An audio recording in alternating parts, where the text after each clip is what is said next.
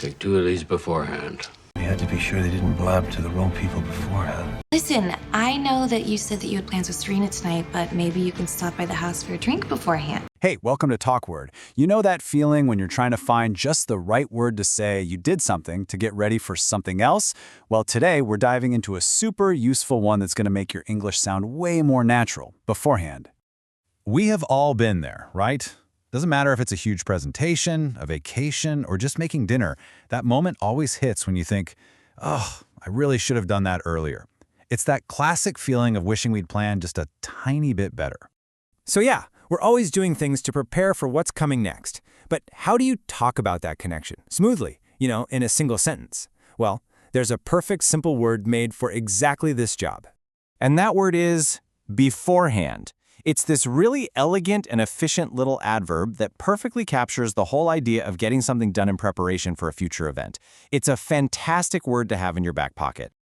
All right, so what does it actually mean? Let's break it down.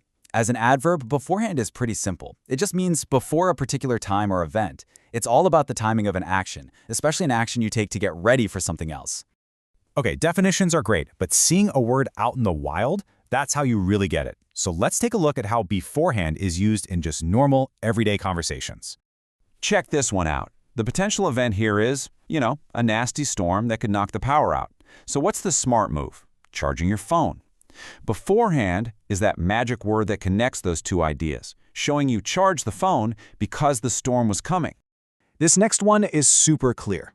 The main goal is baking a cake. But you can't just snap your fingers and have flour and sugar appear, right? You gotta prepare by buying them first. You do this beforehand. The logic is just so simple and direct.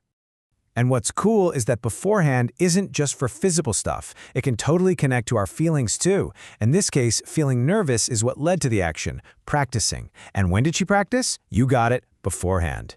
It wouldn't make any sense to practice after, would it? Okay, so right about now, you might be thinking, hold on, can't I just say in advance? And that is a fantastic question. They're super similar, but there's a little subtle difference that can make your English sound even more precise. Let's dig in. So here's the deal. A good rule of thumb anyway. Beforehand usually feels a bit more casual, more personal. It's perfect for the simple, everyday stuff you do for yourself. In advance, on the other hand, often pops up in more formal or official situations, like making reservations or booking tickets. Just listen to the vibe difference here. I packed my lunch beforehand. Sounds totally natural, something you'd say to a friend. But you must book your tickets in advance.